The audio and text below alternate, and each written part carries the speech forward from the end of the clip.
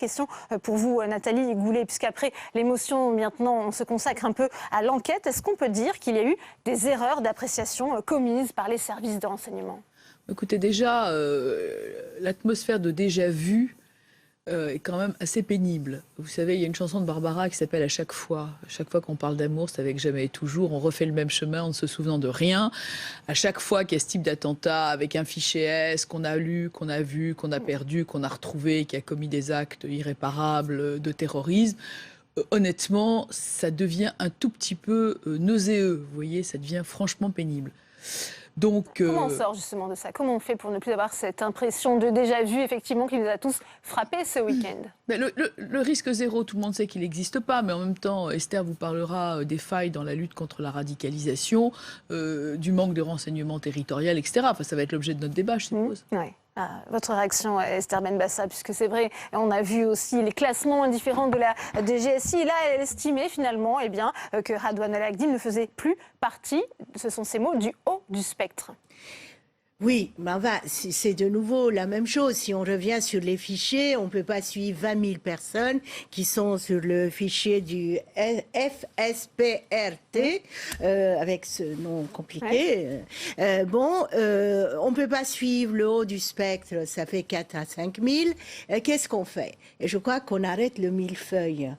Nous avons remarqué nous-mêmes dans le rapport que nous avons fait avec Catherine Trundlé combien les renseignements, les services de renseignement, combien les associations, combien les services, les départements, parce qu'il y a maintenant des cellules départementales, tout cela s'ajoute et on n'arrive jamais à faire un travail centralisé parce que on est dans une sorte de fichage. Encore récemment en février, M. Édouard Philippe a déclaré qu'il voulait faire des actions contre la radicalisation. Il a raison, sauf qu'il est revenu sur les mêmes erreurs. Le rassemblement des radicalisés dans les prisons, on sait que ça a été un échec total. La détection, vous croyez qu'on peut détecter les gens? Nous sommes complexes, même les enfants, les jeunes.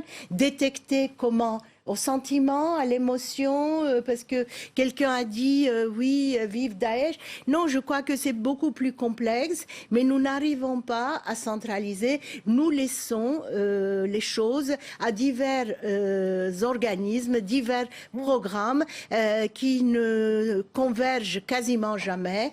Et c'est pas, à mon avis, c'est pas comme cela qu'on va régler le problème. Est-ce qu'il faut des mesures plus radicales? On a entendu hier Manuel Valls, l'ancien Premier ministre, ou encore Laurent Wauquiez, le président DLR, réclamer un retour à l'état d'urgence et l'enfermement des fichiers S. Je ne suis pas certain que les déclarations, je dirais, fortes sur le plan politique correspondent à la situation spécifique du renseignement et des attentats que le pays subisse. Ce que je note, c'est que depuis 4 ans, la méthode est la même. Il n'y a pas eu de changement de structure dans notre organisation du renseignement intérieur. On a pris un outil, on a dit il convient et on va essayer de le renforcer sans se poser la question de savoir si cet outil est adapté à cette crise nouvelle que sont les attentats depuis 4 ans. Moi, j'avais noté l'émiettement des services de renseignement intérieur, qu'il n'y a pas un système comparable dans d'autres pays. D'habitude, il y en a 1, voire 2 dans les pays équivalents. Nous avons normalement le nombre d'agents, un effort en partie a été fait. C'est vrai que nous avons beaucoup de mal à évaluer pour savoir si cet outil fonctionne bien, parce qu'on parle des échecs, mais jamais des succès, des attentats qui sont déjoués. Il y en a un certain nombre, d'après les ministres de l'Intérieur successifs. On nous annonce un certain nombre d'attentats, disons une proportion même assez importante. Mais moi, j'observe qu'effectivement, il n'y a jamais eu de réflexion. On a pris un outil qui fonctionnait, je dirais, selon une norme d'il y a 10 ans, et on n'a pas adapté à une situation nouvelle.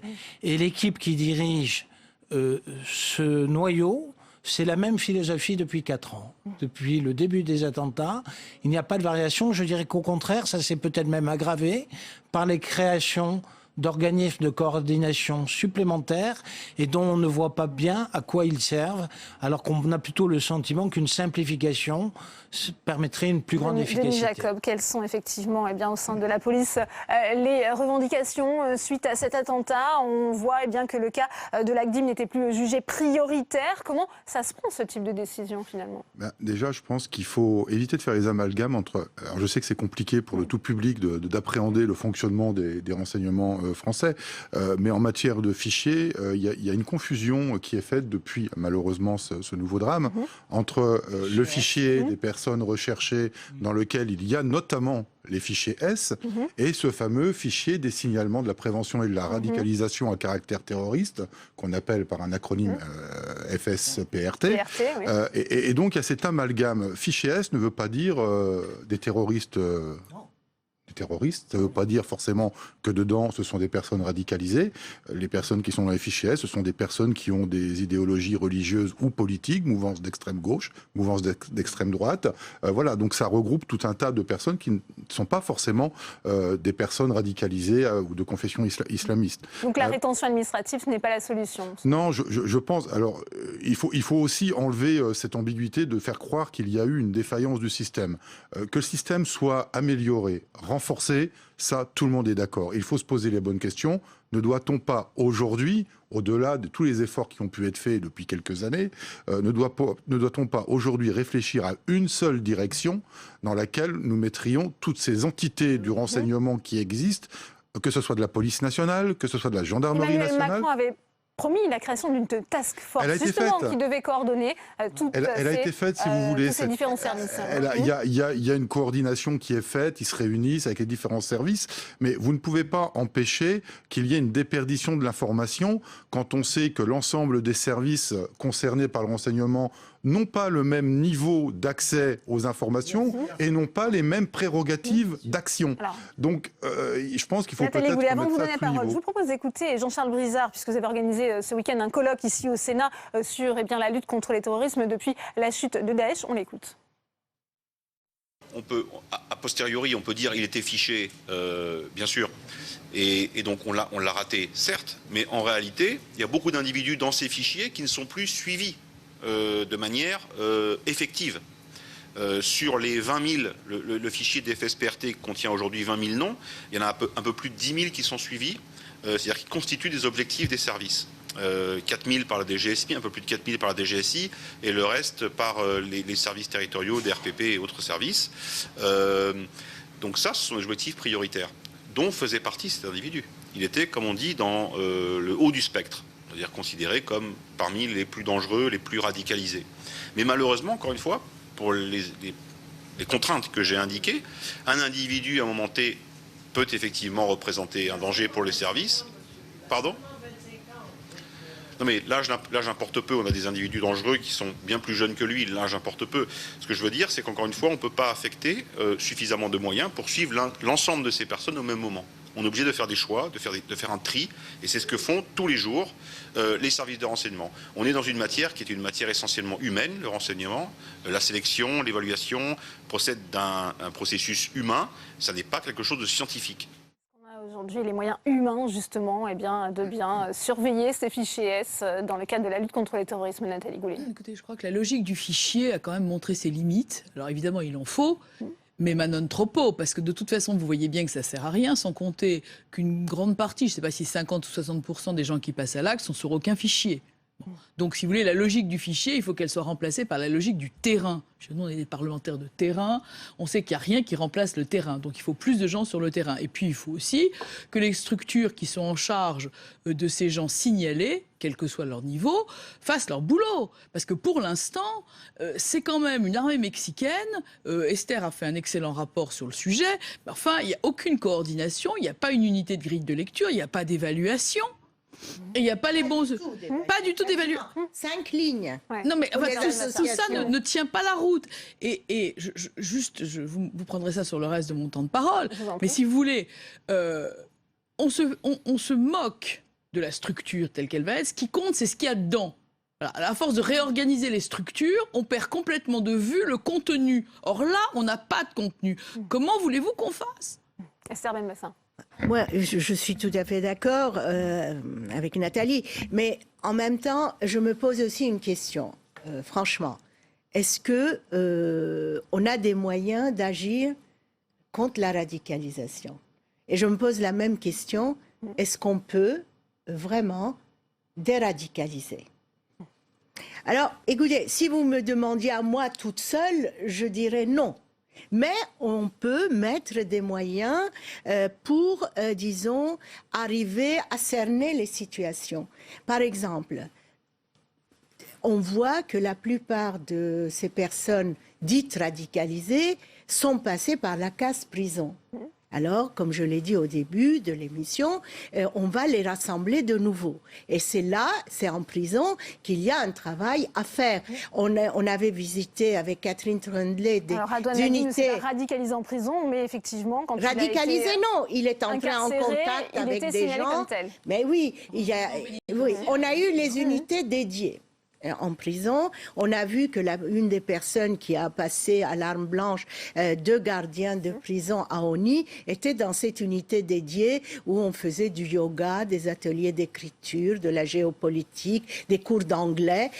Bon, échec. On est passé aux unités d'évaluation au Caire. J'ai visité quelques Caires. Bon. Écoutez, tout ça n'est pas sérieux. On sait qu'il passe, au moins ça, on le sait, qu'il passe par la case prison. Deuxièmement, nous avons supprimé la police qu'on appelait de proximité dans des quartiers difficiles. On a supprimé les éducateurs. On a supprimé les subventions pour les associations. Tout cela n'était pas radicalement positif, sûrement, mais ça pouvait aider, puisque le reste n'aide pas. Alors faisons les deux. Alors maintenant, parce qu'on a un fichier, parce qu'on a des associations, parce qu'on a les renseignements généraux émiettés, alors on se dit, on laisse faire et... Voilà, on est dans une sorte de... on attend des miracles, mais il n'y a pas de miracle dans le terrorisme. On revient à ce défi dominatif, effectivement, sur cette coordination nécessaire et qui s'impose à nous aujourd'hui de tous ces services de renseignement qui sont un peu éparpillés sur le territoire. Là, on parle aussi de la question de la déradicalisation, mais en ce qui concerne la prévention, puisque là, c'est François Molins qui le disait, le procureur de la République de Paris, il n'y avait aucun signe avant-coureur de passage à l'acte. Je reviens à cette question, comment, malgré tout, on prend la décision, finalement, de ne plus juger le cas de Radouane El Agdim comme prioritaire, selon vous? Comme prioritaire. Comme prioritaire. La DGSI. D'abord, ce qui m'étonne, c'est que le fichier ou les fichiers, ce sont des outils et des outils de travail. Et ce ne sont pas des moyens mis à la disposition pour prendre des mesures administratives ou judiciaires. Parce qu'autrement, vous faites perdre de la valeur à l'outil. Si à chaque fois qu'un fonctionnaire va inscrire un nom sur un fichier, il y a toute une procédure judiciaire qui peut atteindre, je dirais, l'individu, il y aura une prudence, des rétentions d'informations et on va affaiblir l'outil. Donc je ne suis pas du tout favorable, moi, à tout ce débat sur les fichiers avec immédiatement des mesures judiciaires. Deuxièmement, on parle du caractère pénitentiaire. C'est un émiettement supplémentaire qui a eu lieu. En réalité, il y avait 4 services de renseignement, on en crée un 5e. Et la task force dont on parlait, elle n'a pas eu lieu. Justement, comme on n'ose pas trancher, comme le président ou le ministre de l'Intérieur n'ose pas trancher, finalement, on fait à chaque fois une unité de coordination parce qu'on n'ose pas choisir. La coupable naïveté, le Parlement, c'est ce qu'a dit justement. Pardon ? C'est la coupable naïveté de la part de l'exécutif, c'est ce qu'a dit. Je ne sais pas, il n'y a pas de naïveté. Je ne pense pas qu'il y ait de naïveté. Il y a des contraintes, il y a des pesanteurs, il y a peut-être aussi des préventions, parce que ce qu'il y a d'étonnant pour les parlementaires que nous sommes en partie, c'est que pour le renseignement extérieur, vous avez à peu près beaucoup plus de clarté pour la DGSE et pour le budget de la Défense nationale, et on sait plus précisément ce que font nos renseignements dans les services extérieurs que sur le territoire national. Mais par contre, en ce qui concerne le ministère de l'Intérieur, on considère qu'il y a un apanage, je dirais, des services de renseignement intérieur, a priori par la police, ce qui pose un certain nombre de problèmes avec la gendarmerie, donc on a créé la SDAO. Ça pose des problèmes avec le ministère de la Justice, donc on crée un service spécialisé sur le plan pénitentiaire. Et ce morcellement est néfaste. Ouais. Et aucun Denis ministre de Jacob. l'Intérieur, depuis 4 ans, n'a osé attaquer de front ce problème. On est d'unité de coordination en unité de coordination, mais on ne pense pas à rassembler les services. Denis Jacob. C'est ce que je disais effectivement tout à l'heure. Je pense qu'il y a une nécessité effectivement de recentrer tous ces services pour un travail en commun, parce que chaque service a un niveau d'information qui n'est pas forcément transmis à l'autre, même s'il y a une coordination, et qu'il faut rationaliser tout ça. Je voudrais quand même parler aussi d'un autre problème. Madame la sénatrice le disait tout à l'heure, le risque zéro n'existe pas. Aujourd'hui, on n'a plus affaire à des réseaux organisés en France en lien direct avec Daesh. On a plus affaire aujourd'hui à des chiens fous individuels dans leur coin, qui ont eu des problèmes de droit commun, notamment de trafic de stupéfiants, dans des quartiers qui leur permettent d'accéder à des armes, notamment lourdes, comme les Kalachnikov, qu'ils arrivent à se procurer très facilement. Il suffit de regarder ce qui se passe, notamment à Marseille, avec tous ces règlements de compte. Et donc, il y a un peu cette formation, je dirais, autodidacte de certains individus, je dis pas tous, mais les personnes qui se radicalisent toutes seules, chez elles, avec Internet, ne sont pas complètement détectables, contrôlables, et on a le risque aussi de ces individus-là qui, du jour au lendemain, eh bien, peuvent commettre un acte irréparable parce qu'ils ont une haine de l'État, une haine des forces de sécurité. On sait que l'ACDIM, je vais vous donner la parole dans un instant, et Serban Bassa propageait ces idées salafistes sur Twitter. Encore une fois, je vous propose d'écouter Cédric Mas, c'est le président de l'Institut Action et Résilience qui était présent au colloque samedi. Comme le disait justement l'intervention précédente, on ne peut pas mettre 8 policiers auprès de chaque personne dans les fichiers. En revanche, si nous pouvons altérer l'efficience des messages qui sont diffusés et qui amènent ces personnes éventuellement à passer à l'acte, eh bien là, nous ferons l'économie de ces moyens-là et nous diminuerons la menace substantiellement. Donc c'est une lutte de contre-propagande, à la fois générique mais aussi ciblée, pour se battre sur le même terrain que celui des djihadistes, c'est-à-dire celui des esprits et des parcours individuels aujourd'hui. Donc, lorsque le cher Abou Bassir, dans Inspire numéro 7, nous dit que le djihad médiatique est la moitié du djihad, eh bien, le contre-djihad, c'est-à-dire le contre-terrorisme aujourd'hui face au phénomène djihadiste, doit aussi être, au moins pour moitié, dans le contre-discours. Nathalie Goulet, est-ce qu'il y a effectivement cette forme de propagande, de djihadisme médiatique? Comment on lutte justement? Comment on explique qu'on passe aujourd'hui du simple prosélytisme à l'assassinat? Alors, une seconde sur l'Internet, je voudrais quand même revenir. On est passé au stade du terrorisme au mille en taille, c'est-à-dire que, bon, maintenant de penser que les gens sont des loups solitaires, moi j'y crois pas une seule seconde.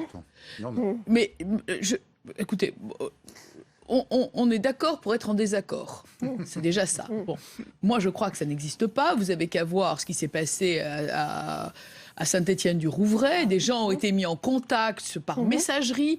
Et vous voyez, quand même, c'est important, parce qu'au jour d'aujourd'hui, alors qu'on parle de ça, le surlendemain d'un attentat, vous avez une messagerie connue, dont je ne citerai pas le nom, qui est en train d'augmenter son niveau de cryptage et qui va émettre des crypto-monnaies pour pouvoir acheter de façon sécurisée on ne sait pas quoi. Donc pendant que nous, notre société subit toutes les affres du terrorisme, pendant ce temps-là, des messageries cryptées rendent encore plus compliquée la surveillance. Donc ça, c'est pour la question. Alors pour le contre-discours, évidemment, ça existe et vous avez beaucoup de sociétés qui le font et beaucoup aussi de gens qui s'en occupent. Il y a évidemment un effet d'aubaine, c'est évident parce que c'est un marché. Bon, moi, je crois beaucoup à la prévention et je ne crois pas du tout au bricolage. Mais ça, c'est chacun son sujet. Ouais. Alors peut-être Serban Bassa et ensuite Denis Jacob. Je voulais aussi intervenir sur ce qu'a dit ce monsieur.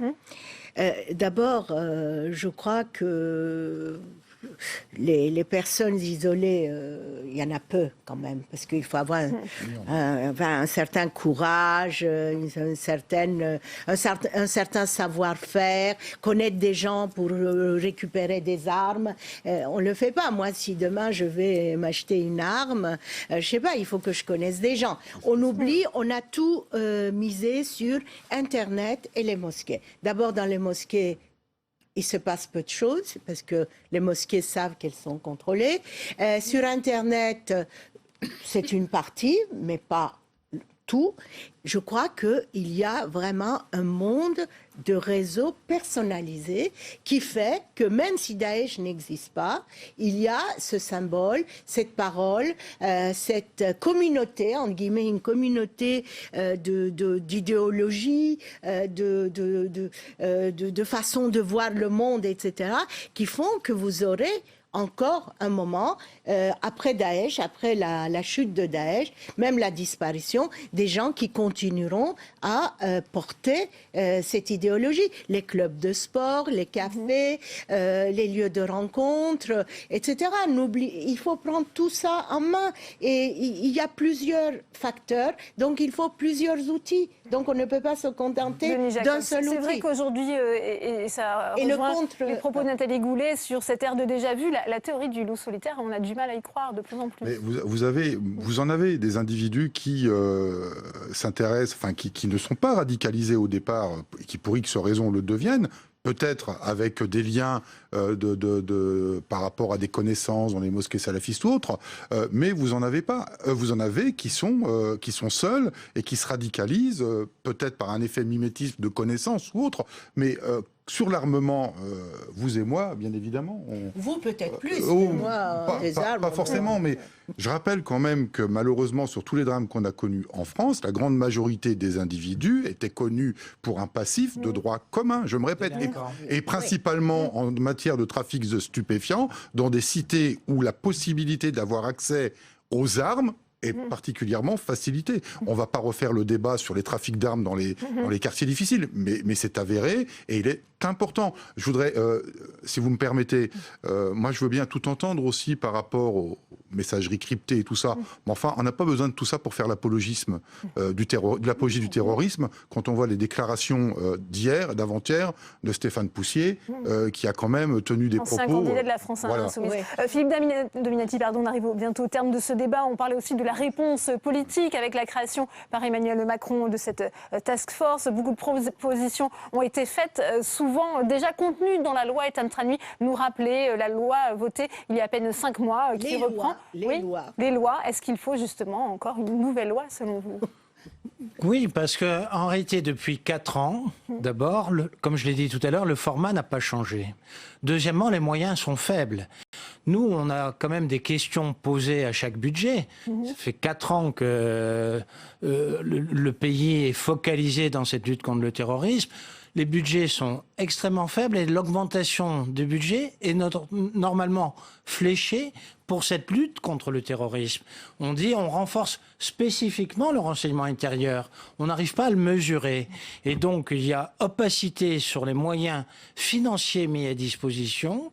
Et très souvent, ces moyens se font au détriment du matériel. C'est-à-dire, on a augmenté du personnel et on a contraint sur le matériel parce qu'on a serré le budget. Ce budget, c'est un format d'il y a 4 ans. Et qu'il y a 4 ans, le ministre des Finances s'appelait Macron. Donc, il n'y a pas de grande novation. Nous, on attend un peu une révolution sur ce sujet. Nathalie Goulet, rapidement. S'il y a une loi qu'il faut, c'est une loi de finances. Mais sûrement pas encore une loi répressive. Parce que si vous voulez... Oui, non, c'est une loi de finances qu'il faut. Là, on est d'accord. Mais une loi répressive, ça suffit comme ça, parce qu'on voit bien que ça ne fonctionne pas. Vous savez, quand j'ai commencé sur le rapport sur les réseaux djihadistes en 2014, il y avait 2000 personnes inscrites au fichier. On est à 20 000 aujourd'hui. Alors, ajoutez des lois répressives et vous voyez que ça continue à grimper. Il y a quand même un problème. Et donc, il faut plutôt regarder sur le terrain ce qui se passe. Eh bien, merci. Merci à vous. Dans la loi triennale, prévention. Il est prévu pour le ministère de l'Intérieur une progression du budget inférieure à celui de la ministère de la Culture pour les 3 prochaines années.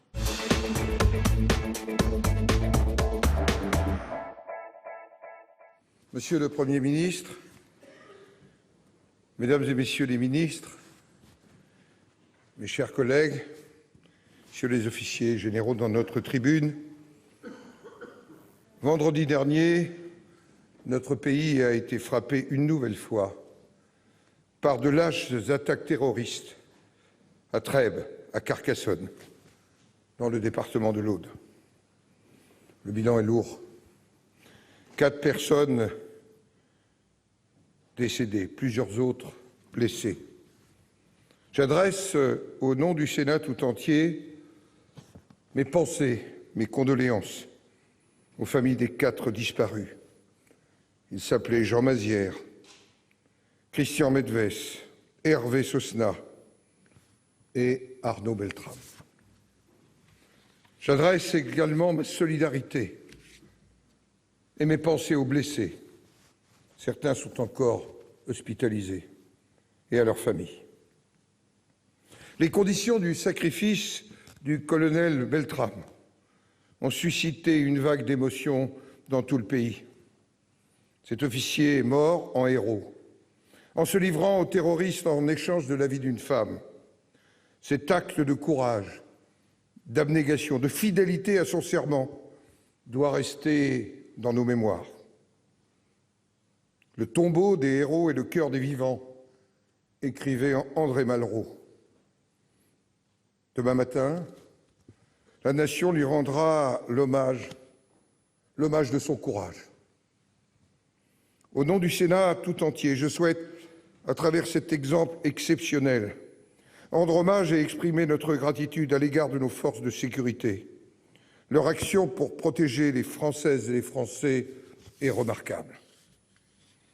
Ces attaques nous rappellent le haut degré de menace qui pèse sur notre pays.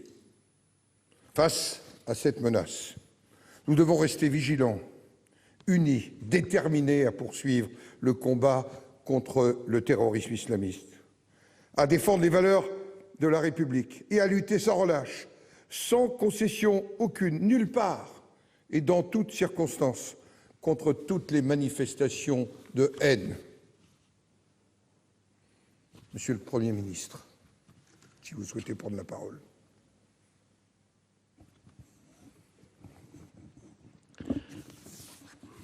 Monsieur le Président, Mesdames et Messieurs les sénateurs, je voudrais, au nom de l'ensemble du gouvernement, m'associer à l'ensemble des propos que vous venez de tenir, Monsieur le Président.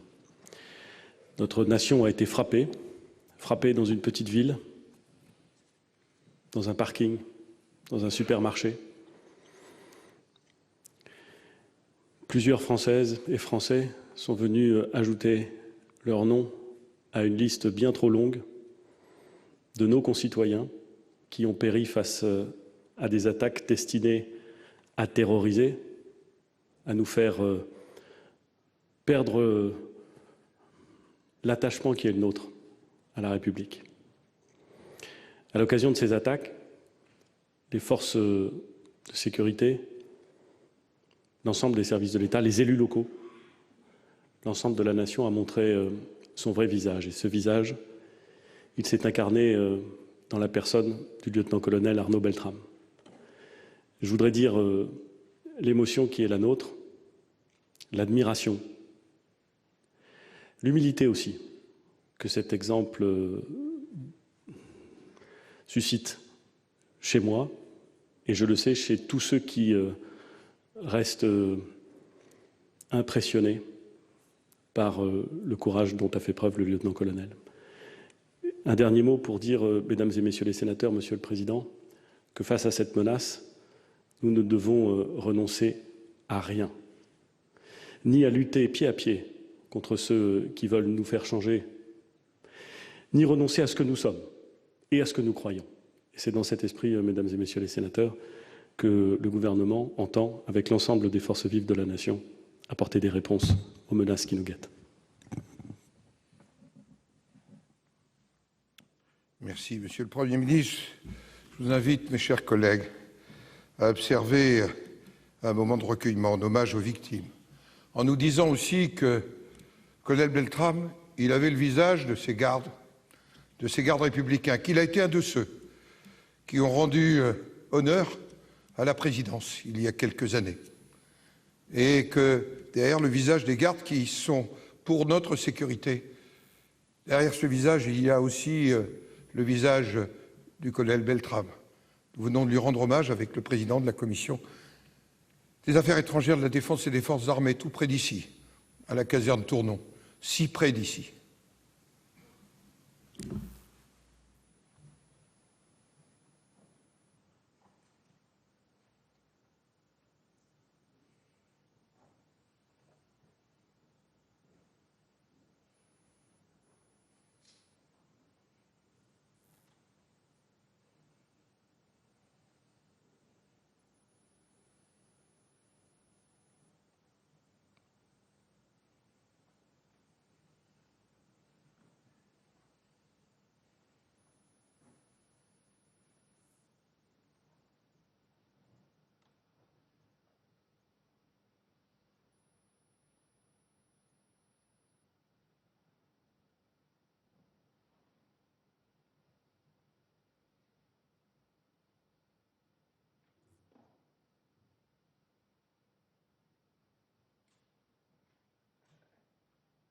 Merci.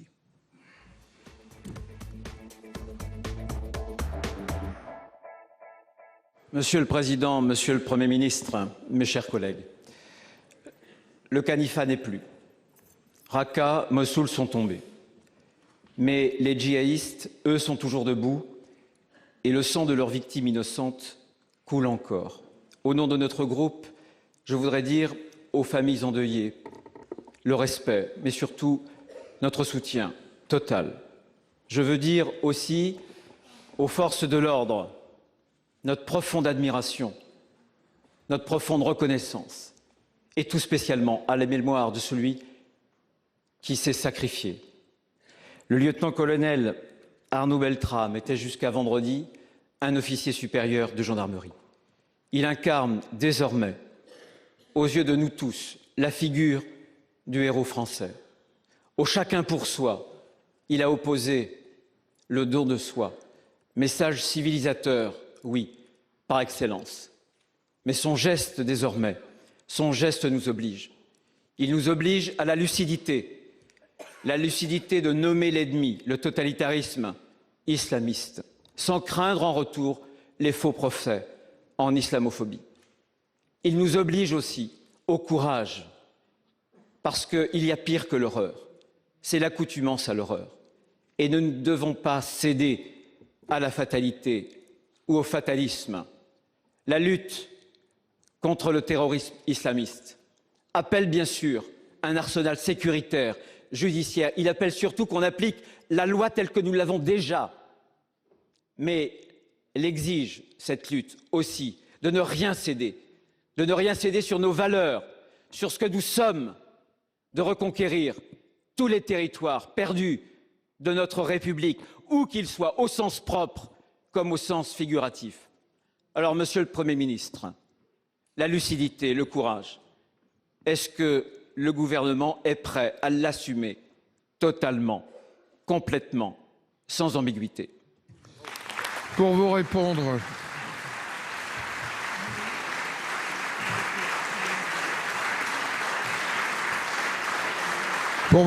la parole est à Monsieur le Premier ministre. Vous avez la parole, Monsieur le Premier ministre.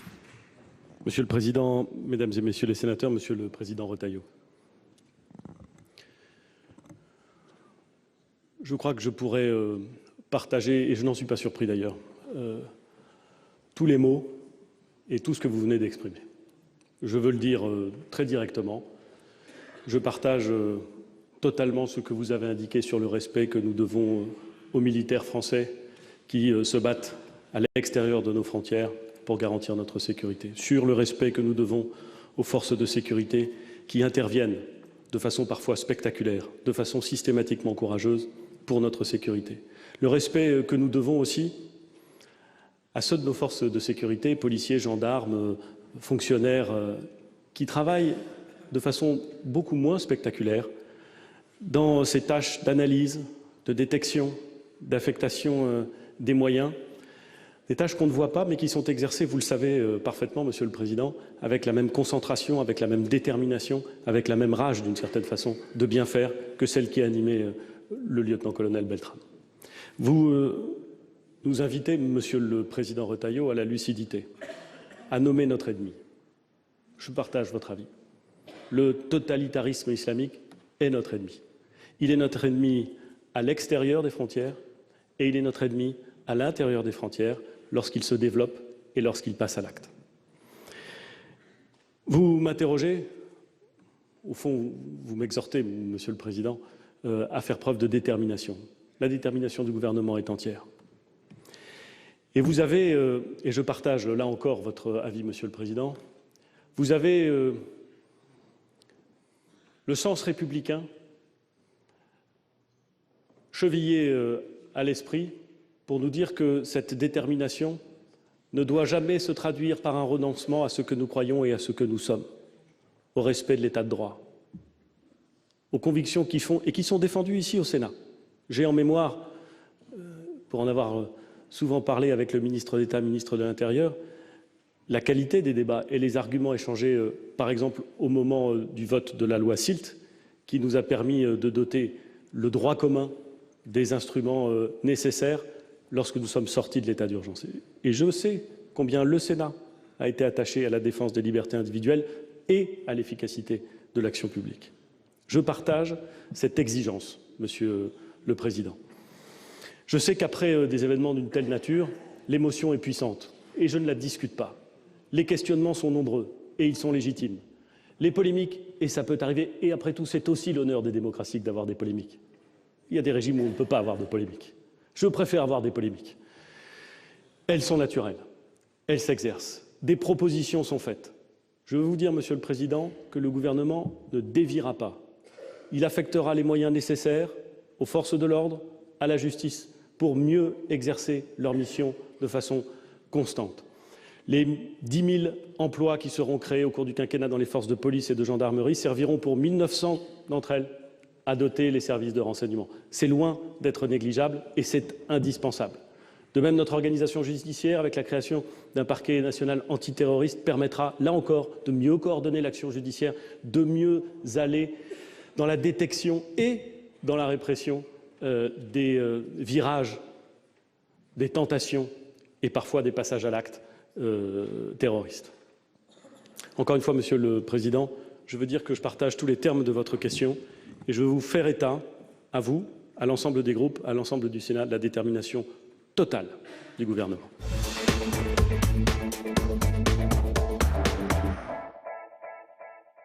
Monsieur le Président, mes chers collègues, c'est avec émotion, douleur même, et gravité que je m'adresse à vous, Monsieur le Premier ministre. Mireille Knoll, 85 ans, a été assassinée de 11 coups de couteau, puis brûlée dans son appartement de l'Est parisien, populaire et mélangé, où je vis et dont je suis l'élu, quartier où beaucoup des siens, des nôtres, à nous tous, Français républicains, ont été raflés pour être exterminés, jadis. Depuis 2006 et l'atroce supplice d'Ilan Halimi, 11 hommes, femmes, enfants ont été tués parce que juifs. De Toulouse à l'Hypercacher et Belleville pour Sarah Halimi, 65 ans, massacrée et défenestrée il y a un an, presque jour pour jour. Monsieur le Premier ministre, notre peuple dans sa diversité a su se lever à plusieurs reprises contre l'antisémitisme. Copernic, Carpentras. Mais paradoxalement, moins dans cette dernière décennie où pourtant l'antisémitisme quotidien s'est développé comme jamais depuis la Seconde Guerre mondiale. L'antisémitisme, cette haine de tout, de l'humanité, qui vient s'abattre consciemment ou inconsciemment sur les Juifs en particulier, comme depuis si longtemps. Cet antisémitisme est vécu par nos concitoyens juifs intimement dans l'isolement. Monsieur le Premier ministre, si la France ne serait plus la France sans les Juifs qui la composent, la République n'est plus la République si elle laisse ses citoyens juifs abandonnés à la menace ouverte ou diffuse d'être moqués, molestés, insultés, humiliés, tués parce que juifs, si elle s'accommode de les voir quitter les quartiers populaires ou à y vivre reclus, quitter les écoles publiques, pour certains quitter la France même. Monsieur le Premier ministre, dites-nous comment le gouvernement compte, au-delà des actions déjà engagées et des mots déjà prononcés, que je veux saluer, prendre la mesure de ce danger mortel lié aux mêmes idéologies extrémistes, anti-républicaines qui arment les terroristes et qui a encore tué à Trèbes. Pour ma part, permettez-moi de conclure en encourageant tous mes collègues et au-delà les citoyens à participer massivement à la marche blanche demain à 18h30, place de la Nation, en hommage à Mireille Knoll. La parole est à Monsieur le ministre d'État, ministre de l'Intérieur. Monsieur le Président, Mesdames et Messieurs les sénateurs, Monsieur le sénateur David Assouline, comme vous, j'ai été horrifié par la violence de l'agression et du meurtre barbare dont a été victime Mireille Knoll. Vous me permettrez d'abord, comme je l'ai fait dès hier soir dans un communiqué, de saluer l'action déterminée des enquêteurs qui, très vite, ont identifié les coupables. Le meurtre était barbare. 11 coups de couteau, ensuite l'appartement incendié pour faire disparaître les traces du crime. Oui, je suis comme vous inquiet de la montée de l'antisémitisme dans notre pays. Depuis le 1er janvier, 33 faits ont été commis à caractère antisémite. Oui, aujourd'hui se diffuse une idéologie qui vise à s'en prendre aux Juifs parce qu'ils sont Juifs. L'un des complices de ce meurtre disait « on va aller chez les Juifs parce que chez les Juifs, il y a de l'argent ». Ce genre de stéréotype doit être combattu. Nous le combattrons avec l'ensemble des associations, avec la LICRA, avec le CRIF, avec le consistoire. Je rencontre pratiquement de manière hebdomadaire les responsables de la communauté juive. Oui, aujourd'hui, les Juifs ont peur et comme vous l'avez souligné, un certain nombre d'entre eux quittent la France. Ils quittent la France tout simplement parce qu'ils ont peur en France et cela est inacceptable. Le gouvernement ne l'acceptera pas.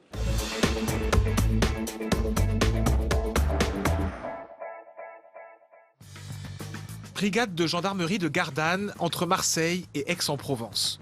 Nous accompagnons une équipe sur le terrain. Ancien bassin minier en crise, Gardanne est classé ZSP, zone de sécurité prioritaire. Cela signifie des moyens en plus pour les forces de l'ordre, du moins en théorie. 183 453 km. Ce sont des véhicules qui ont en moyenne plus de 150 000 km, qui ont du mal à passer au contrôle technique. Sur un parc de 6 véhicules, on a 3 véhicules en réparation.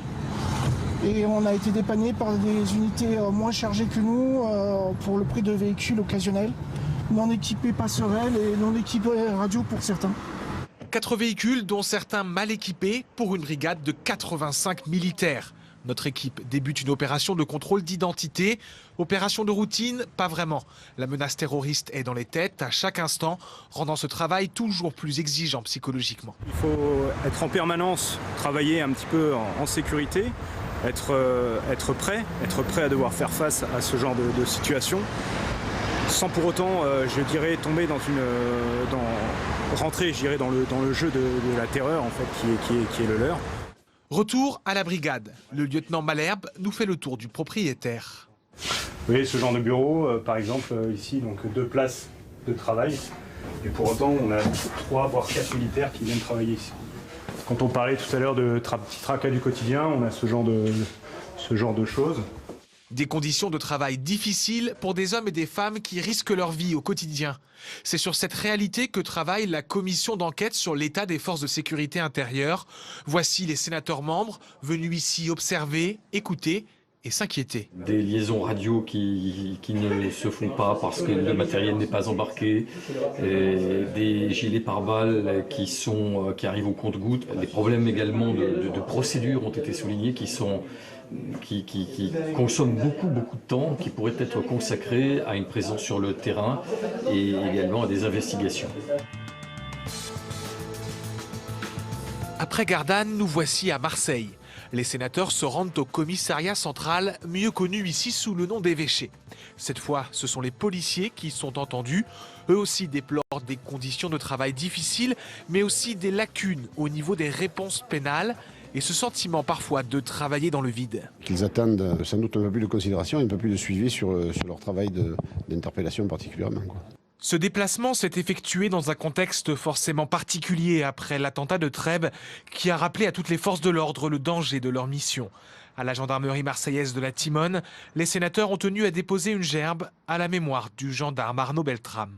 Et on ouvre le second débat de Sénat 360 avec mes invités sur ce plateau. François Grosdidier, bonjour. Merci d'être avec nous. Vous êtes sénateur LR de la Moselle. Vous êtes le rapporteur de cette commission d'enquête sur l'état des forces de sécurité intérieure. Merci d'être avec nous. Sur ce plateau également, Michel Boutan, bonjour. Merci d'être avec nous, sénateur socialiste de la Charente. Vous présidez cette commission d'enquête. On va évidemment en parler sur ce plateau. Alain Casabonne, bonjour. Merci d'être avec nous. Sénateur centriste de la Gironde, également vice-président de cette commission d'enquête. Et puis, pour nous éclairer, Axel Ronde, bonjour, vous êtes secrétaire général de la CGT Police Île-de-France. On le disait, cette commission d'enquête est rattrapée par cette triste actualité qui nous rappelle, François Grosdidier, l'omniprésence de la menace terroriste. Dans quel état d'esprit avez-vous trouvé les gendarmes et les policiers sur place ? Écoutez, d'abord, ce que je tiens à dire devant les collègues de la commission, c'est que quand on a appris à connaître les gendarmes, comme on a appris à les connaître en se plongeant dans les forces de sécurité intérieure depuis des semaines, on n'a presque pas été surpris de l'héroïsme du colonel Beltrame. Et on se rend compte à quel point il y a une distorsion entre l'abnégation, le dévouement, la foi qui tient toujours nos forces de sécurité intérieure et les conditions matérielles, juridiques, budgétaires dans lesquelles ils exercent ces missions en étant sollicités de plus en plus, toujours plus par la nation qui ne leur donne pourtant pas les moyens de ces missions. On va y venir. Michel Boutan, votre réaction. C'est vrai que la commission d'enquête va aussi s'attacher à un aspect psychologique de ces forces de l'ordre. On n'en parle pas souvent. Alors cet aspect psychologique, si vous voulez, il a des antécédents. Parce que depuis 2004, par exemple, aujourd'hui, nous honorons la mémoire du colonel Beltrame, mais depuis 2004, ce sont 160 gendarmes qui ont laissé la vie en service. C'est un nombre donc très élevé et ça montre le sacrifice dont sont capables les gendarmes. Et l'une des raisons de cette commission d'enquête, c'est précisément d'étudier à la fois le moral, mais aussi les conditions matérielles dans lesquelles travaillent gendarmes et policiers. Alain Casabonne, peut-être une petite réaction en cette journée effectivement aussi d'hommage à Arnaud Beltrame. Naturellement, comme tous mes collègues, je me suis associé à cet hommage qui nous paraissait indispensable. C'est vrai que le sacrifice est magnifique, le président de la République l'a dit d'ailleurs avec force, mais cela nous a amené aussi à réfléchir à ce qui devait être fait derrière pour éviter que de tels drames se reproduisent, et notamment à renforcer les moyens de la police nationale et de la gendarmerie. On parle effectivement de ces moyens. Axel Ronde, on voit dans ce reportage de Clément Perrault la vétusté des locaux, le manque de véhicules. Est-ce que c'est assez représentatif finalement de ce qui se passe aujourd'hui dans les commissariats en France ? Tout d'abord, je souhaiterais quand même rendre un hommage à la mémoire du colonel Beltrame. Et je voulais aussi lui dire merci, merci d'avoir donné de sa vie pour sauver, d'être allé jusqu'au bout de ce sacrifice. Au niveau des conditions, mais au niveau des conditions matérielles, c'est vrai que c'est compliqué, c'est difficile parce qu'actuellement, on a un manque de moyens humains. C'est ça le problème qu'on se rend compte au niveau de l'Île-de-France, qu'il y a des véhicules qui sont au garage, qui restent au garage parce qu'il n'y a pas assez de forces de sécurité, il n'y a pas assez de policiers pour équiper ces véhicules, et on se retrouve avec un seul véhicule sur des communes de 100 000 habitants. Donc il y a un problème effectivement de matériel, mais aussi un problème humain. Actuellement, c'est vrai que le ministre de l'Intérieur a mis les moyens au niveau des gilets pare-balles, des gilets pare-balles lourds, au niveau du déploiement des tablettes Néo et des smartphones Néo, qui permettront de consulter les fichiers en direct plus vite, mais nous avons toujours aussi des locaux vétustes. Ouais. François Grosdidier, comment est-ce qu'on en est arrivé là ? Je rappelle que le Sénat avait refusé de voter dans le projet de loi de finances justement les crédits alloués aux missions des forces de sécurité. Oui, et il fallait vraiment qu'il en manque beaucoup pour que nous ne le votions pas, parce que ça nous pesait de ne pas les voter. Mais effectivement, le montant n'y était pas. Alors, les crédits d'équipement notamment manquaient beaucoup. Effectivement, on manque de personnel. On manque surtout de personnel dans les secteurs les plus difficiles, problème de l'attractivité de France, et puis c'est des problèmes de revenus, c'est des problèmes de logement qu'on a touché du doigt avec la Commission, en violant un peu l'administration pour bien connaître la réalité telle qu'elle est vécue, notamment par les plus jeunes policiers. Alors, il y a des endroits où les voitures restent peut-être au garage, elles sont très usagées, les voitures en plus. Le garage fait personnel, mais moi, connais d'autres commissariats où on reste au bureau parce qu'on n'a pas les véhicules. Alors on compense tout doucement, on rattrape un retard technologique considérable parce que la police et la gendarmerie, il y a quelques années, c'était la préhistoire en matière informatique. On n'avait même pas des machines à traitement de texte correctes qui fonctionnaient dans tous les bureaux. Alors vous pensez bien, des plaquettes, des tablettes pour une information en temps réel, ça existait dans les pays étrangers, mais pas chez nous. Mais il y a des véhicules, le parc immobilier, on travaille dans de terribles conditions. Et j'ai parlé de la difficulté de trouver des logements pour les policiers. Les gendarmes n'ont pas ce problème parce qu'on les loge, mais on les loge souvent dans des conditions épouvantables et dans des conditions dans lesquelles on logerait personne d'autre. Et ça affecte bien sûr le moral des familles et donc le moral du gendarme. Quelles conséquences, Michel Boutant, sur le travail des forces de l'ordre ? Bien entendu, ça pèse sur le travail, sur la vie tout court. Tous les problèmes qui viennent d'être soulignés par les collègues ont parfois des conséquences qui sont dramatiques. Or, des accidents et des décès survenus, comme je le citais tout à l'heure, l'une des raisons d'ailleurs de cette commission d'enquête, ça a été l'augmentation importante du nombre de suicides. Rien que pour l'année 2017, 51 suicides dans la police nationale.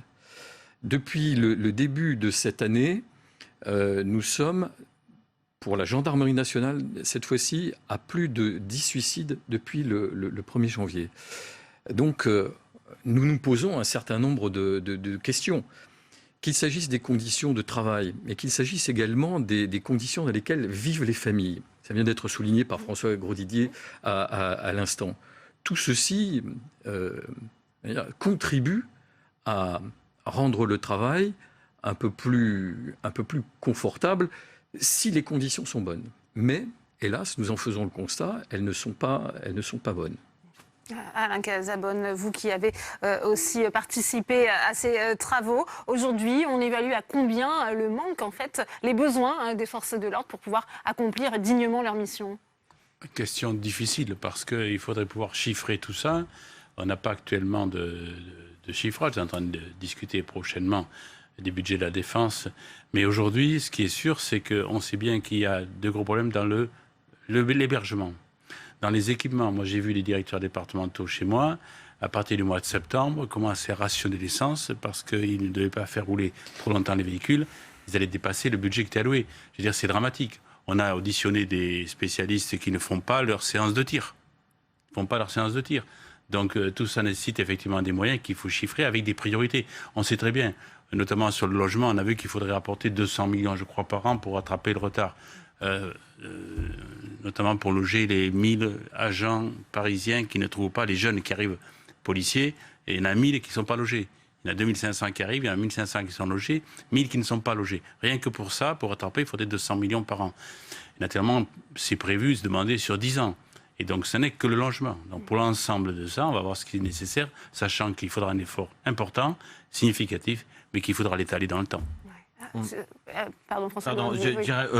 Vous aurez les chiffres dans le rapport qu'on produira au mois de juin. L'objectif, c'est bien pas seulement de dénoncer ce qui ne va pas, c'est d'arriver à un certain nombre de préconisations, de propositions et de proposer des solutions, même si en investissement, elle doit être programmée sur plusieurs années.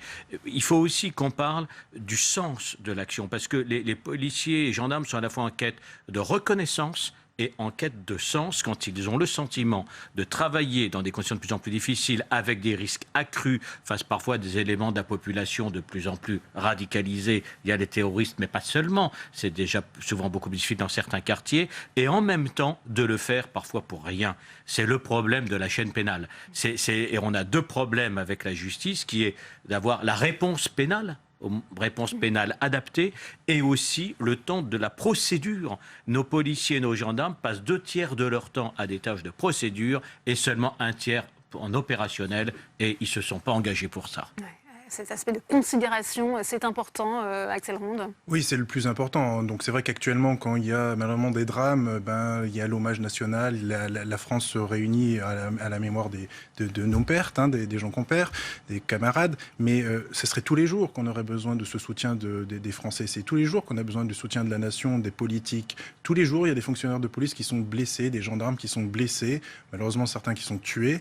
Et c'est ça qu'on a vraiment besoin, c'est d'avoir les moyens, parce que on nous supprime pas mal de moyens aussi, parce qu'on n'est pas des fonctionnaires comme les autres, on est des policiers, on est des gendarmes, mais par exemple on nous supprime, on nous a mis un jour de carence pour le médical, alors que nous sommes à l'extérieur, en permanence, dans les conditions climatiques. C'est difficile aussi pour un policier de s'arrêter maintenant parce qu'il va perdre un jour de salaire. Déjà qu'on a du mal à joindre les deux bouts parce qu'en Ile-de-France, les loyers sont très chers. Donc là, c'est vrai qu'ils veulent, pour les jeunes, ils veulent apparemment faire des foyers, d'après ce que j'ai compris, pour pouvoir les accueillir. Mais ça sera qu'un temps limité, puisque de toute façon, après nous, on est obligé d'être logés. Les policiers, on est obligé d'être logés, on se loge nous-mêmes. Les gendarmes, effectivement, vivent en caserne, mais les policiers, nous, on a la pression des loyers. Donc je voulais aussi revenir sur le problème des suicides. Les problèmes du suicide, aussi, il faut voir aussi la hiérarchie. Il y a un problème de hiérarchie intermédiaire. Il y a peut-être un problème de formation de la hiérarchie au management, parce que c'est vrai c'est plutôt une hiérarchie assez écrasante, c'est compliqué. Peut-être pour eux, ils sont peut-être en difficulté. Il faut aussi les aider peut-être avec des sessions de formation, parce que la formation dans la police nationale, c'est néant. Donc on parlait des problèmes de tir, effectivement, on ne va pas aux 3 tirs obligatoires, parce qu'il y a déjà il y a un problème de formateur, il y a un problème aussi de stand de tir qui n'est plus adapté avec les nouvelles armes. Je parle des G36, ce sont des armes, des calibres assez puissants, donc il faut des stands de tir bien adaptés. Donc ce sont ces séances de tir qui nous manquent, et c'est cette formation, la formation aussi pour être dans la procédure qui évolue. Nous avons une crise des officiers de police judiciaire, ceux qui mènent des enquêtes. Plus personne veut finalement être officier de police judiciaire parce que la procédure est lourde, parce qu'aussi on est dans une société... Michel et les autres sénateurs, vous prenez en compte cette dimension de formation et de management aussi de l'encadrement? Bien sûr. Aussi bien la formation initiale d'abord. Il faut d'abord constater qu'elle a été réduite dans les dernières années pour augmenter le nombre de gendarmes et de policiers. Mais c'est une formation qui doit se dérouler tout au long de la carrière du policier ou du gendarme. Parce que la clientèle, entre guillemets, elle change, elle a des techniques également qui suivent le progrès. Et nos forces de sécurité intérieure doivent suivre ce mouvement, voire, si possible, l'anticiper lorsqu'elles en ont les moyens. Je voudrais souligner, de ce point de vue d'ailleurs, l'effort qui a été fait au cours des dernières années en équipement informatique et des forces de gendarmerie grâce au smartphone NeoGend et qui maintenant est en train de s'étendre à l'ensemble de la police nationale. Alain Casabonne, vous souhaitez réagir? Oui, non, je voulais réagir à ce que vous venez de dire à l'instant. Vous souhaitiez que la population soit constamment à vos côtés et vous soutienne. Et on a eu l'occasion d'évoquer entre nous. C'est vrai que dès qu'il y a un attentat ou quelque chose de dramatique, la population est derrière immédiatement les forces de police. Et tout le reste de l'année, c'est mitigé et on discutait souvent entre nous pourquoi. Et ça, c'est notre responsabilité. On vous donne tellement de normes, de règlements à appliquer que finalement, la population peut avoir peur des policiers. C'était l'affaire de Coluche qui disait plus il y a de policiers, moins il y a d'insécurité, parce qu'on risque d'être en infraction permanente. Donc ça, c'est notre responsabilité, nous élus, éviter de faire tous ces règlements, ces normes que vous avez appliqués derrière. Voilà pourquoi, quelquefois, le sentiment de la population peut changer. François Godédier, je voudrais aussi vous entendre sur cette question, finalement, parce que je suis assez effarée par ce qu'on entend sur ce plateau. Vous parliez des questions de rationnement d'essence. Est-ce qu'on a les moyens aujourd'hui j'ai connu des unités de gendarmerie qui décidaient des rondes en fonction de l'essence qui restait disponible. Donc ça existait, c'est bien voir. Et alors on se penche sur toutes les questions, on n'a pas le temps ici de tout s'adresser. Comment on lutte contre le terrorisme puisqu'on est rattrapé par cette actualité, justement? En quelques secondes, on ne va pas y arriver. Retenez qu'on a des hommes et des femmes qui sont extraordinaires.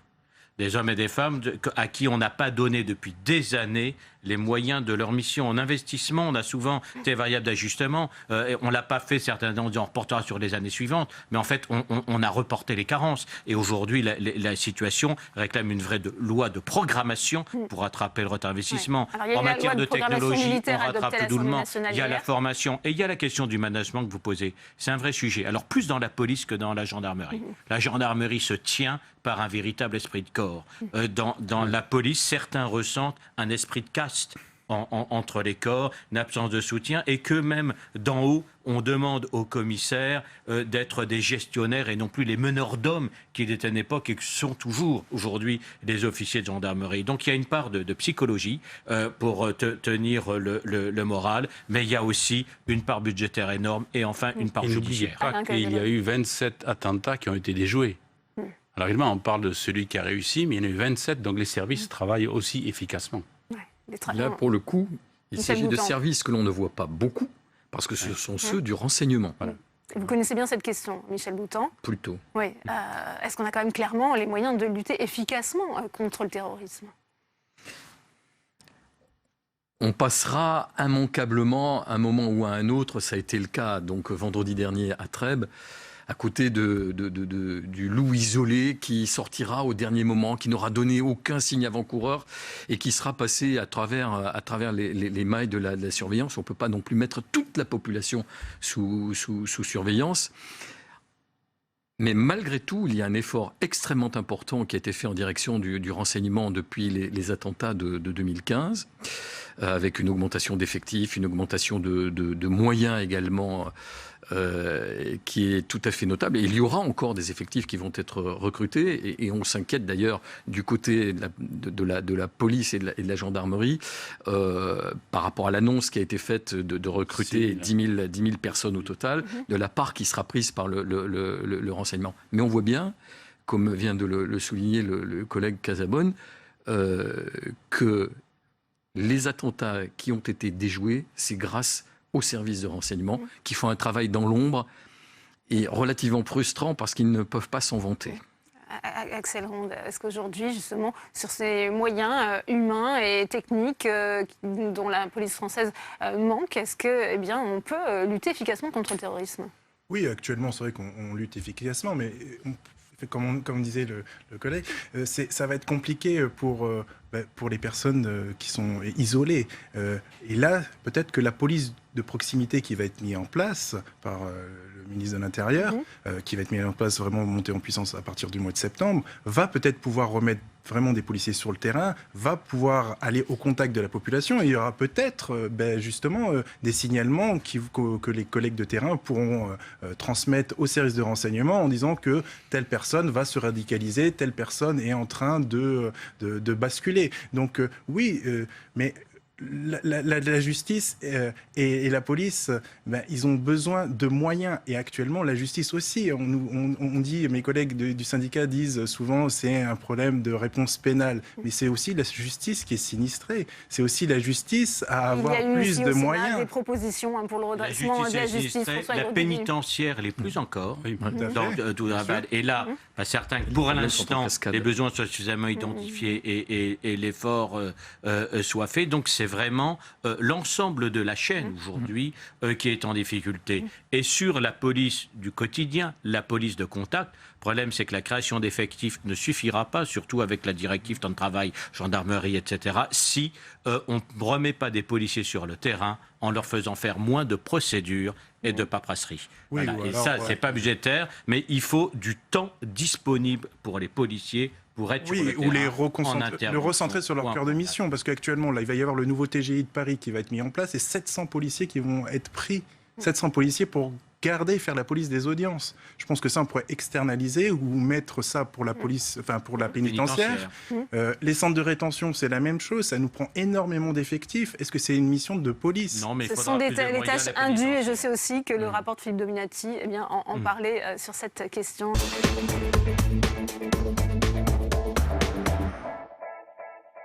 À Aubervilliers, le chantier du métro est à l'arrêt, juste sous les fenêtres de Madame le maire, exaspérée.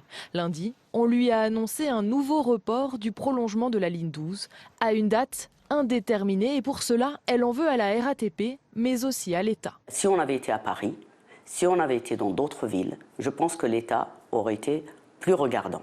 Cela prouve qu'il y a un mépris vis-à-vis des banlieues populaires. Ils considèrent que nous sommes dans des villes où c'est vrai l'abstention est forte et puisque les gens ne votent pas, eh bien on ne s'occupe pas d'eux. Un sentiment de mépris pour les banlieues qui a poussé Stéphane Gatignon à raccrocher son écharpe de maire après l'avoir portée pendant 17 ans à Sevran, l'une des communes les plus pauvres de Seine-Saint-Denis. Il faut avoir la niaque pour faire ça. Et à un moment, si vous voulez, c'est dur, le quotidien est difficile. Et puis quand il faut se battre contre les moulins à vent, c'est encore plus dur. C'est les ministères, les moulins à vent. C'est les ministères, c'est l'État, cette bureaucratie qui ne bouge pas. Une démission comme symbole du malaise des élus de banlieue. Depuis mardi, le hashtag Nous sommes tous Gatignon est partagé par des maires de toutes couleurs politiques. De Catherine Arnoux à droite à Philippe Rio au Parti communiste français.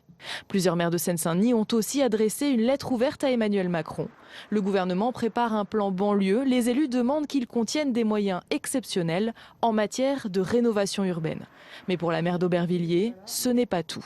Est-ce que dans ce plan, il va y avoir des actions de lutte contre les discriminations vis-à-vis des jeunes, vis-à-vis des femmes? Parce qu'on a injecté de l'argent dans la rénovation urbaine, mais on ne s'est pas occupé des humains. Incertitude pour l'heure, le plan est attendu pour le mois d'avril. Et on ouvre le débat sur ce plateau avec mes invités. J'ai le plaisir d'accueillir Philippe Rio. Bonjour, merci d'être avec nous. Vous êtes maire communiste de Grigny. Merci d'avoir accepté notre invitation. Arnaud de Belenet est également sur ce plateau. Bonjour, sénateur à La République En Marche de Seine-et-Marne. J'accueille également Bruno Béchiza. Bonjour, merci d'être avec nous. Vous êtes le maire LR d'Aulnay-sous-Bois. Et puis Jean-Philippe Assensi nous a également rejoint. Vous êtes fondateur de l'Agence pour l'éducation par le sport, président de l'association Bleu Blanc Zèbre. Je voudrais vous en faire réagir, Arnaud de Belenet, à ce que disait la maire d'Aubervilliers. Est-ce que finalement il y a peu d'intérêt de la part de l'exécutif pour ces quartiers en raison bien, justement de la forte abstention? Les gens ne votent pas, donc pas la peine de s'en occuper. C'est la perception qu'elle en a. Je crois que malheureusement elle est sincère dans ses propos. C'est l'exact inverse. La réalité, parce que c'est absolument essentiel. Et c'est pas le sénateur, c'est celui qui a été maire pendant une quinzaine d'années en grande banlieue qui s'exprime. C'est à la fois un ras-le-bol des élus locaux, parce que depuis une dizaine d'années, c'est un combat permanent. Il faut la niaque et il y a une appétence considérable avec cette dynamique nouvelle de l'élection présidentielle et du nouveau quinquennat. Il y a une envie, un besoin et il y a une décompensation au lendemain de cette élection et de ces scrutins et l'envie que les choses se concrétisent très vite. Et puis, il y a un enjeu qui est considérable. C'est qu'au moment où on a une dynamique nouvelle, au moment où la croissance revient, où elle est accompagnée par des mesures structurelles de transformation, il faut qu'évidemment cette croissance bénéficie à tous, à commencer par ceux qui n'ont pas eu la chance d'être formés, de bénéficier de l'éducation en lien avec le monde du travail, et que chacun, y compris dans ces banlieues, profite de la dynamique. Vient de jeter l'éponge. Non, mais personne ne jette l'éponge, au contraire. Stéphane Gatignon, je parle du maire de Sevran qui avait soutenu Emmanuel Macron pendant la campagne. Le maire que j'ai été comprend Stéphane Gatignon. C'est épuisant. On s'use dans la fonction de maire. Mais ce n'est pas le moment de lâcher. C'est le moment justement où, à mon sens, tout redevient possible et c'est ce que le maire que j'ai été s'efforce d'accompagner au Sénat. Philippe Rio, est-ce que cette démission dont on parle de Stéphane Gatignon, ça peut être le déclencheur d'un grand mouvement de protestation en banlieue ? Plus que d'un mouvement de protestation, c'est le sentiment partagé de maires, je parle moi de burn-out, d'épuisement, et l'acte que notre collègue a fait, y compris les raisons pour lesquelles il l'a fait, parce qu'il le décrit très bien, fait qu'aujourd'hui nous sommes plusieurs concrètement à nous poser la question, parce que nous ne voyons pas de sortie à cette phase-là dans laquelle nous sommes. Vous parliez de volontarisme, je veux bien. Voilà. On a besoin d'un peu plus de volontarisme, des choses pratiques, robustes, faciles, qui se mettent en œuvre. Pas d'un énième plan de banlieue, surtout pas de cela, mais des solutions. Dernier élément peut-être important, c'est qu'il faut que les téléspectateurs comprennent que le maire est la personnalité politique préférée des Français dans le monde politique. Nous sommes les premiers de tranchée de cette République, que l'on soit en territoire rural qu'en territoire urbain difficile. Et qu'aujourd'hui, la décision de Stéphane Gatignon, oui, met l'accent sur la réalité. Est-ce que les maires sont une partie importante de cette République ou non? Aujourd'hui, certains, comme Stéphane, se posent la question et passent à l'acte. Bruno Béchiza, votre sentiment, est-ce qu'il y a un réel problème aussi de confiance à rétablir entre l'exécutif et les banlieues aujourd'hui? On a cru, et c'est pour ça que je suis républicain, j'ai à côté de moi un maire communiste, et on peut se comprendre pour une raison simple, c'est que là, c'est transpartisan. On n'est pas sur de la querelle politico-politicienne. On a cru, et le on est générique, sur le mot du président de la République de recrédibiliser la parole publique. Parce que c'est nous, les hussards, sur les marchés, dans les quartiers, porteurs de cette parole publique. La nôtre, quand on a des engagements électoraux locaux, mais aussi celle de l'État, quel que soit l'État, qui passe. Sauf qu'en ce moment, les JO pour la Seine-Saint-Denis, on redimensionne. Les transports, ma collègue d'Aubervilliers, on nous explique que les techniciens, il y a 10 ans, n'avaient pas vu qu'il faudrait 23 tunneliers.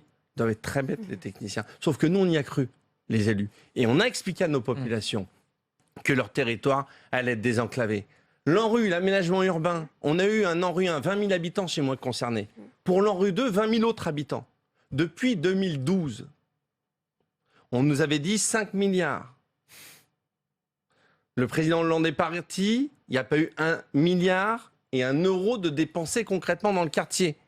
Le président Macron arrive, promet à Clichy-sous-Bois 5 milliards de plus. Je vais faire une campagne en 2020 municipale où les habitants de mon quartier en rue 2 n'auront pas vu le commencement de début de travaux. Tout est dépensé en études, en réunions.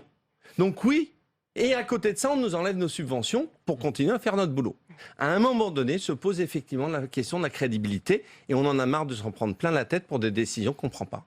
Jean-Philippe Assensi, cette exaspération, vous la voyez également au niveau associatif. Il y a aussi un impact sur votre action?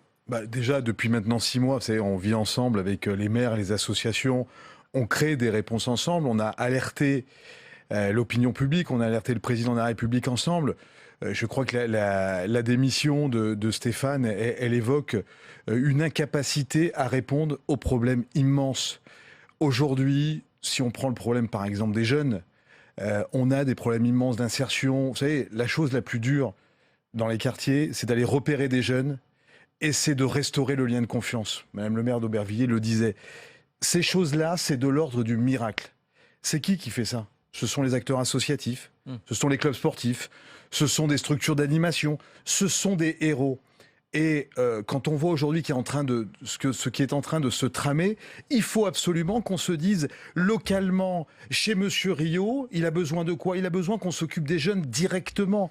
Et que tout ce qu'on est en train de construire sur le plan banlieue aujourd'hui, il va falloir trouver des choses innovantes. Et on arrive au bout d'un système, on arrive au bout d'un mode de fonctionnement qui ne marche plus. Et ça, il faut vraiment l'entendre.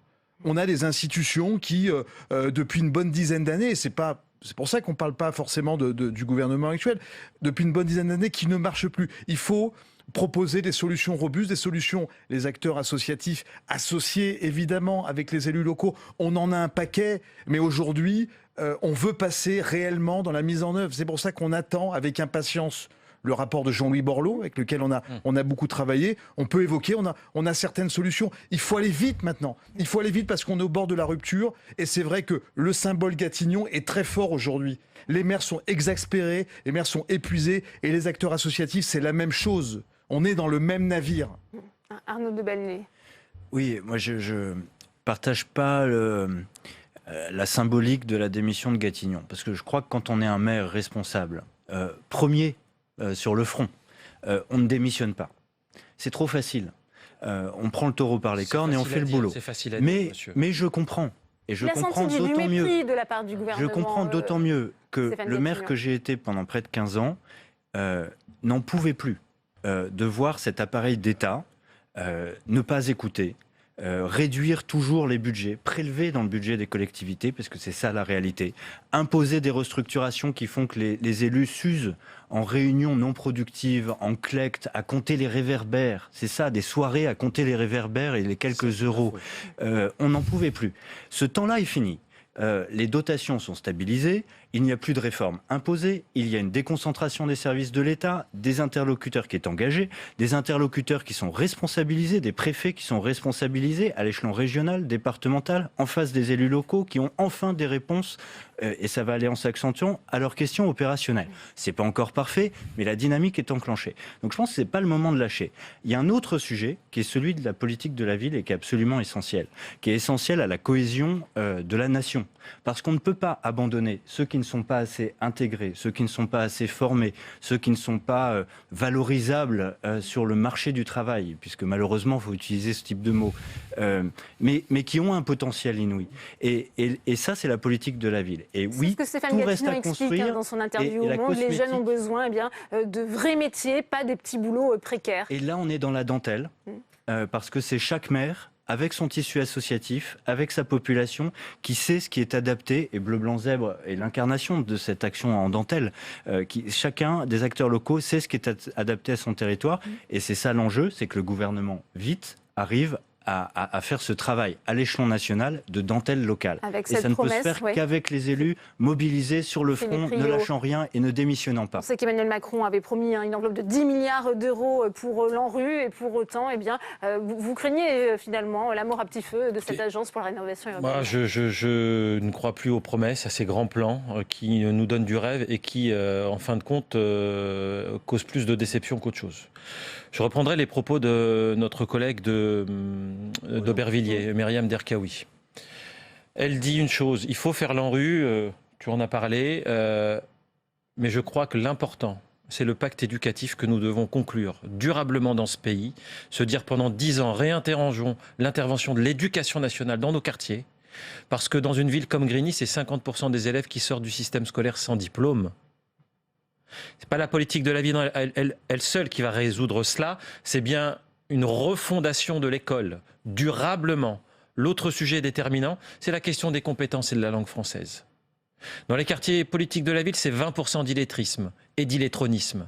Si l'on n'a pas un plan, je pense notamment à ce qu'est en train de faire Thierry Lepan avec l'Agence de la langue française pour la cohésion sociale, si nous n'avons pas les choses faciles à mettre dans les territoires pour réussir ce grand plan de la langue française et augmenter les compétences de base pour ensuite, je n'emploierai pas votre mot, vous comprendrez pourquoi, de valorisation de nos talents dans l'entreprise. Mais en tout cas, pour que, effectivement, on remonte à niveau 20% d'illettrisme dans nos quartiers. C'est un plan national du vivre ensemble que nous devons faire. Bien évidemment, il y a l'ANRU, mais moi j'insiste beaucoup sur ces deux choses, le pacte éducatif national et la question de la langue française et de la montée des compétences de base. Qu'est-ce qu'il faut justement pour remédier à cette situation selon vous, Bruno Béchina? Juste compléter, parce que je pense qu'on ne peut surtout pas ici dire j'ai la solution. On est tous d'accord, mais quand même, oui, on peut compléter les propositions.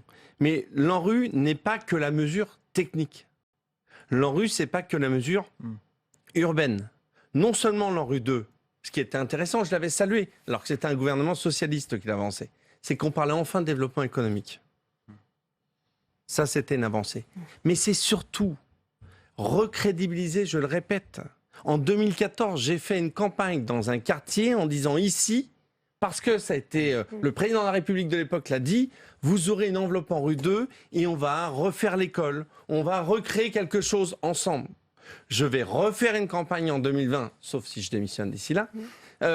Et cette campagne, j'irai dans ce même quartier dire que des millions d'euros ont été dépensés, mais qu'il y a zéro effet dans le quartier, parce que finalement, c'est une administration qui s'accaparait l'argent. Il y a un problème de crédibilité de la parole publique, vous le ressentez aussi, Jean-Philippe Assensi? Il y a un problème, effectivement, d'une incapacité à provoquer des changements. On a beaucoup réfléchi, on a beaucoup d'acteurs qui travaillent sur le tutorat, sur le mentoring, sur le coaching. Je crois qu'on a besoin de proposer d'autres solutions aux jeunes, d'identifier des parcours nouveaux. On a des grands leaders associatifs qui font un travail incroyable. NQT, Mosaïque RH, les Cordées de la Réussite, la FEV, qui touchent des milliers de jeunes, donnant la possibilité à ces acteurs-là de créer des parcours. Nous, hier, ici au Sénat, on a lancé les coachs d'insertion des jeunes. C'est quoi ? C'est la possibilité à des éducateurs sportifs de créer des parcours, d'aller chercher des jeunes. Il faut aller chercher des jeunes un par un. On a 20% des jeunes qui décrochent depuis plus de 25 ans. C'est des milliers de jeunes sans diplôme et sans emploi dans ces quartiers. Il faut aller les chercher un par un. Il faut de l'ambition, mais il faut des moyens. Un jeune qui est inséré à la mission locale, ça coûte environ 4 000 €. Eh bien, ces milliers de jeunes, il faut des moyens importants. Il faut financer jeune par jeune des parcours innovants. Il faut une autre promesse. Je pense qu'aujourd'hui, la jeunesse, c'est vraiment le gâchis de la République. Ils sont sur le toit du monde, dans le sport, dans la culture. Pourquoi ils ne le seraient pas dans l'entreprise? Donnons un signe, donnons un nouvel espoir pour cette jeunesse avec des choses qui sont beaucoup plus simples et faisons ce qu'on n'a jamais tenté. Et je pense que ces parcours sont une idée nouvelle qui peut toucher des centaines et des centaines de jeunes dans les villes de nos élus. Arnaud de Belenet, beaucoup d'élus et d'associations disent finalement le rapport de Jean-Louis Borloo, c'est un peu notre dernier espoir. Il y avait cette promesse, je le rappelais, d'une enveloppe multipliée par 2 pour l'ANRU. C'est ce que va annoncer Jean-Louis Borloo, selon vous ? Honnêtement, j'en sais rien. Jean-Louis a une personnalité qui fait qu'il est difficile de le rendre prévisible. Mais au-delà de ça, il y a un sujet d'argent et de moyens, évidemment. Et par les temps qui courent, c'est compliqué, mais ce sujet-là mérite une mobilisation financière. Mais au-delà de ça, il y a un sujet de confiance, de libération des énergies locales en partenariat avec l'État, dans le cadre d'un travail et d'une relation cofondée. Et il faut un petit peu de temps. C'est ce travail-là de refondation, de partenariat nouveau qui est engagé. Il suppose une confiance mutuelle. J'ai conscience que les liens de confiance demandent un petit peu de temps à se tisser, mais ce travail de dentelle, de libération des énergies, de partenariat demande un petit peu de temps. Donc je comprends l'impatience. L'élu que j'ai été comprend l'impatience des territoires, mais il faut avoir conscience que oui, il faut des moyens, mais il faut aussi un petit peu de temps dans une relation de confiance à bâtir qui suppose que les territoires tiennent bon, soient pleinement mobilisés et qu'en face, il y ait effectivement un gouvernement qui accompagne et qui soit pleinement mobilisé. Peut-être que les signes de la mobilisation n'ont pas été assez forts ces dernières semaines. Ouais, Philippe Rio, je vous vois effectivement acquiescer. Oui, c'est pas le sentiment que nous avons. Vous le savez, nous avons engagé le Tour de France après l'appel de Grigny. Nous avons été à Roubaix, nous avons été à Mulhouse ensemble, nous avons été à Sevran. On va aller à Paris courant avril, ensuite à l'Aune près du Mans et à la Seine-sur-Mer. Je suis pas tout seul à dire qu'on a un sentiment d'incompréhension, de mépris, voire d'humiliation par moment. C'est la raison pour laquelle la colère, elle est réelle et il faut que tout le monde comprenne qu'elle est transpartisane. Les territoires sont matures. Je crois que c'est la nouvelle donne. L'autre nouveau sujet, c'est la crainte que l'on peut avoir lorsqu'on nous annonce un ANRU des compétences, qui s'appelle le programme d'investissement sur les compétences, où, rendez-vous compte, on nous dit, et c'est plutôt bien, 15 milliards d'euros vont être injectés pendant 5 ans en direction de 1 million des jeunes invisibles, les sans emploi, sans formation, qui sont dans nos quartiers majoritairement, un peu sur les territoires ruraux, mais principalement dans nos quartiers, et 1 million des personnes les plus éloignées de l'emploi. Cette masse d'argent, 15 milliards d'euros, la question c'est comment elle atterrit sur notre territoire et comment les solutions que nous portons avec les acteurs locaux. Et c'est ça la nouvelle donne. C'est pour ça que je ne veux pas entendre parler d'un plan. C'est que nous sommes matures, y compris sur nos territoires, pour faire en sorte qu'on puisse se rencontrer entre ce qui marche réellement, qui demande à être démultiplié intelligemment, et ce qui tombe d'en haut. L'enjeu, il est simplement là. Je terminerai. Soit on fait avec le PIC, l'ANRU 1, c'est-à-dire des choses qui fonctionnent, soit on est dans l'ANRU 2, où on fait des études pendant 6 mois et rien ne se passe. C'est ce qui est en train de se dessiner. Ouais. Bruno Béchiza, vous faites confiance au gouvernement justement pour doubler les crédits de l'ANRU ? Moi, je suis désolé. Et c'est pour ça que j'ai bien dit que je ne veux pas faire de la politique partisane. On m'a expliqué il y a 3 mois que ce qui était valable depuis 2007 pour désenclaver mes territoires avec la ligne 16 et la 2017, de nouveaux ingénieurs avaient réfléchi et c'était plus bon. Sauf que, je le répète, on a vendu, nous, élus locaux, dans ces quartiers où rien n'arrivait, que demain, il y aurait le métro et qu'on irait donner à la Défense en 20 minutes et que ça ferait de l'emploi, ça ferait du développement, ça ferait de la culture aussi. On y a cru. Vous voyez, c'est systématiquement le maire, il porte des idées qui ne sont pas les siennes en disant « ça va être mieux pour vous, même si ce n'est pas mon idée ». On a la même chose pour la rue. On a la même chose sur les JO. On voit bien que ça se configure. On a fait des grandes promesses. La Seine-Saint-Denis est merveilleuse. Et là, on commence à m'expliquer sur mon territoire. Alors, vous avez donné 26 millions, mais on va peut-être redessiner ça. Ça n'est plus possible. Donc, c'est pas une histoire de faire confiance ou non au gouvernement. C'est faire confiance ou non à l'État, qui, pour certaines fois, dans sa complexité, dans sa lenteur, pour d'autres, dans un machiavélisme politique partisan, fait que systématiquement, ces grands chantiers échouent. Et à la fin, un jour, les gens ne nous écouteront plus. Et là, ce sera effectivement grave. Sur les conséquences, pardon, je donne la parole à Arnaud de Belenet, Jean-Philippe Assincy, comment vous sentez aujourd'hui effectivement les banlieues françaises? Il y a aussi cette impatience qu'on voit chez les élus, elle est là aussi chez les habitants, chez les jeunes? Bien sûr, vous savez, depuis 6 mois, on travaille très très durement avec l'ensemble des acteurs, élus, associations, institutions. On a joué le jeu de la démarche participative. Je crois qu'il faut recréer une épopée. On n'a qu'une envie, acteurs associatifs, c'est notre boulot, de s'occuper des gens. On n'a qu'une envie, c'est d'aller chez vous, élus locaux, et de travailler. Il faut recréer une ambiance forte, avec des nouvelles choses, avec un nouvel espoir. Il faut redonner confiance. Je parlais de ce lien de confiance avec les habitants.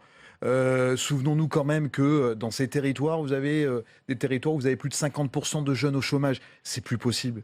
C'est plus possible. Et ces jeunes qui sont au chômage, ça nous concerne, ça me concerne, ça les concerne à tous. Recréons une ambiance. Et c'est vrai que la chance qu'on a aujourd'hui d'avoir travaillé avec Borloo, qui à la fois a une expertise sur le sujet et a su nous donner quelques clés. On est prêt, on est là, on a envie d'en découdre, on a envie de s'occuper des gens. Donc on est vraiment très impatient maintenant de pouvoir mettre en pratique tous les programmes que l'on a. Je terminerai en disant l'entreprise.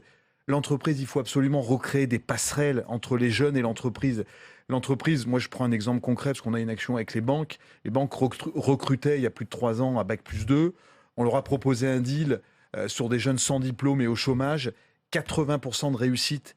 On a plus de 150 jeunes qui sont rentrés au Crédit Agricole, au Crédit Lyonnais, sans diplôme, dans les quartiers les plus durs de France, sur des métiers compliqués. Il faut lancer un appel à toutes les entreprises. C'est possible pour demain recruter des nouveaux talents dans l'ensemble des entreprises françaises. Arnaud de Belenet, je reprends les propos de Stéphane Gatignon qui explique que son but a toujours été de péter le ghetto. C'est ça qu'il faut faire aujourd'hui, Arnaud de Belenet. Mais pour que le ghetto n'explose pas dans quelques années, nous avons le devoir de réussir.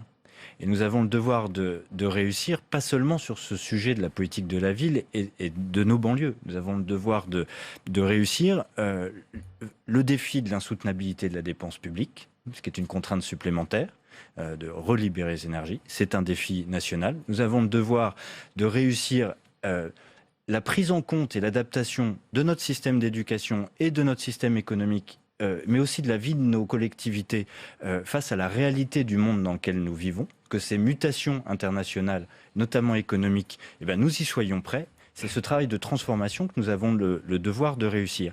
Et dans ce cadre-là, pour renouer la confiance qui est nécessaire entre l'ensemble des acteurs, parce que nous avons besoin de tout le monde. Le pays a besoin de tout le monde sur cette séquence de la vie de notre pays. Il faut le lien de confiance. Et je préfère, pour reprendre l'exemple du Grand Paris Express, je préfère un gouvernement qui nous dit « Nous avons un problème de financement, nous avons un problème de faisabilité technique. Voilà le calendrier qu'il est possible de réaliser. » On se dit franchement les choses et ça nous oblige à décaler de quelques années certains projets, mais nous réalisons tout. Je préfère ce type de discours que le discours dont on a trop souvent pâti dans nos territoires, qui est « vous inquiétez pas, vous aurez, on vous donnera, ne cherchez pas à savoir quand et comment, vous aurez en temps et en heure et finalement rien ne vient ». Je préfère ce discours de vérité parce que la vérité et la sincérité du discours de l'État implique sa crédibilité et induit cette relation de confiance qui est nécessaire à l'action collective. Rapidement, Philippe Rio. Les déclarations d'amour, c'est super. Simplement, au bout d'un moment, il y a un passage à l'acte. Quand cet été, il y a une triple peine qui s'abat sur les quartiers populaires où des associations ferment parce qu'il y a suppression des contrats aidés, lorsqu'il y a 10% de moins sur une enveloppe politique de la ville qui fait 460 millions dans le budget de l'État, 0,42% du budget de l'État, c'est pas grand-chose. Quand on baisse l'APL et que d'un autre côté, et en même temps, il y a une baisse de l'ISF de 3 milliards d'euros, ça interroge. Et il ne peut y avoir qu'objectivement une perte de confiance.